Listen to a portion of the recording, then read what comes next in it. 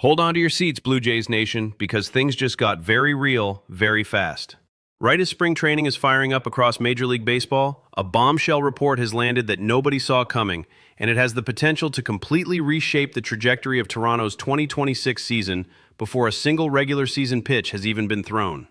Bennicle Smith, one of the most plugged-in insiders in the game, has just dropped a massive report confirming that the Blue Jays' pursuit of future Hall of Famer Max Scherzer has escalated dramatically in the last week alone, with industry sources indicating that Toronto now appears to be his most serious pursuer on what would be a one-year deal.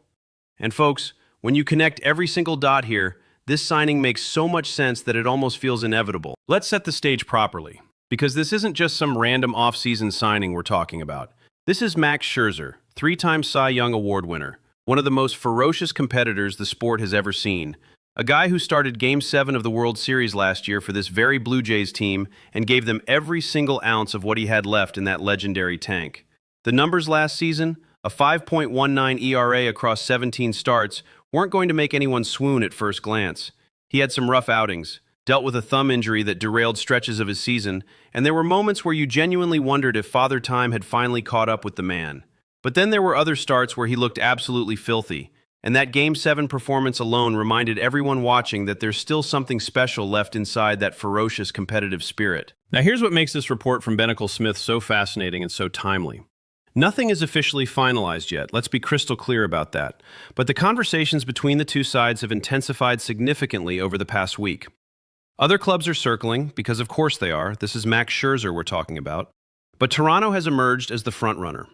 The sides have been actively discussing a one-year structure, which is exactly the kind of low-risk, extraordinarily high-reward arrangement that Ross Atkins has been navigating toward all offseason. And critically, should the deal get done, the Blue Jays would approach it with tremendous patience, potentially having Scherzer ramp up gradually, with a realistic target of being ready sometime in late April or May. That timeline matters enormously, and we'll get to exactly why in just a moment. What the raw statistics will never capture about Max Scherzer is what he means inside a clubhouse. And that's precisely why this story is so much bigger than a simple pitching depth acquisition. Last year's Blue Jays ran on vibes more than almost any team in recent memory. The energy was different, the culture was electric, and Scherzer was sitting right at the beating heart of all of it, particularly within the rotation. Ernie Clement brought that scrappy, energetic chaos to the position players, but Scherzer was the one setting the absolute standard for what it means to compete, to prepare, and to demand excellence from yourself and everyone around you every single day you show up to the ballpark. You bring that back, and you're not just adding a pitcher. You're re-injecting a culture-defining presence into a team that desperately needs veteran anchoring heading into what shapes up as another incredibly high-stakes season. The mentorship angle here cannot be overstated enough. Trey Savage is one of the most exciting young pitching arms in baseball, but he was pushed hard last year, and as pitching analyst Keegan Matson recently highlighted, an innings limit this season is a very real possibility. The last thing this organization wants is an Alek Manoah situation all over again, watching a promising young arm get overextended and broken down before his prime even arrives. Having Scherzer around through spring training and into the regular season, working daily with Savage, potentially with Ricky Tiedemann as he continues his development, and even with an established veteran like Dylan Cease, who still has enormous room to refine his craft, that's priceless.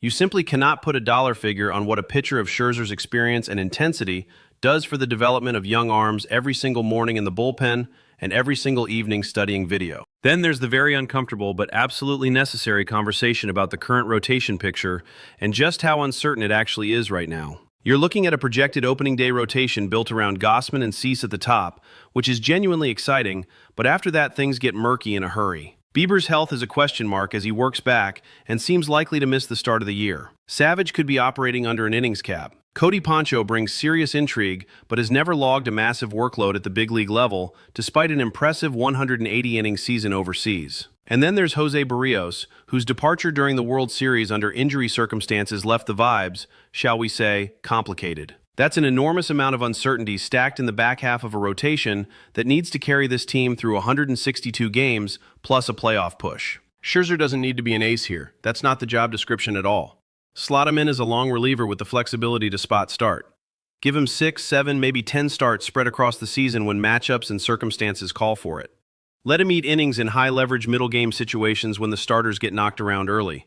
The value compounds in ways that a simple box score will never reflect, And for what would almost certainly be a contract in the neighborhood of $10 million, or somewhere close to what he earned last season, that is staggeringly good value for everything you're getting in return. Now let's talk about the players who feel this the most, because this signing sends very real messages throughout the roster. The pressure on Jose Barrios just escalated dramatically. With Max Scherzer ready to go by late April or May, Barrios knows there is zero margin for a slow start, zero room for the kind of inconsistency that has occasionally plagued him throughout his career. That kind of internal competition, that friendly but very real pressure, is exactly what championship cultures are built on. The same pressure applies to Eric Lower, who had a genuinely impressive year in 2025, but whose underlying metrics suggest some regression is coming, similar to what we've seen from other young arms after breakout seasons. Having Scherzer available changes the calculus for Atkins when it comes to making rotation decisions in May and June. The timing of this report, breaking right as spring training games are beginning across Major League Baseball, is absolutely not a coincidence. The Blue Jays open their spring schedule tomorrow against the Philadelphia Phillies, where Kazuma Okamoto makes his highly anticipated debut at third base, and there's a very strong sense building that the organization wants Scherzer in camp before the spring training window closes. They want him on the field, working with the young pitchers, building chemistry with the group, getting his arm built back up gradually in a controlled environment, and then being ready to contribute meaningfully once the real games start to count. And let's not forget the broader off-season context here. The Jesus Sanchez acquisition from Houston was a deliberate move to address the power void left by Anthony Santander's injury, signaling clearly that Atkins is not done poking around the market. The Blue Jays are actively looking to improve in multiple areas, and securing Scherzer would be a definitive statement that this organization is not content to simply hope their young pieces figure it out. They want a proven winner in the building who has been there, done that, and won the biggest games under the brightest lights. Max Scherzer himself said at the end of last season that he wants to run it back. And with the core of this Blue Jays team largely intact, with the championship culture he helped build still very much alive in that clubhouse, there is every reason to believe his preference is Toronto. The pieces are aligned, the conversations are serious, and the sense from those closest to the situation is that a deal is getting done very soon. Blue Jays Nation, the regular season is right around the corner, and it looks very much like a blockbuster move is right there alongside it. The train is pulling into the station, and if that Baseball Savant page doesn't quite tell the whole story, the 2026 Blue Jays with Max Scherzer back in that rotation just might write a new one entirely. Now it's your turn to weigh in on the debate that everyone in Blue Jays circles is having right now. Drop a comment below and tell me who you want starting for Toronto this season.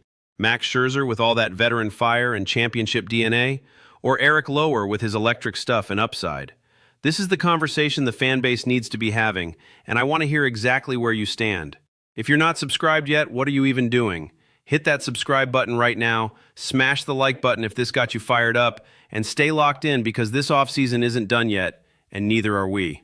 Ride. Hey everyone, I'm working to hit 1,000 subscribers, and I need your help to get there. If you enjoy this content, please hit that subscribe button right now.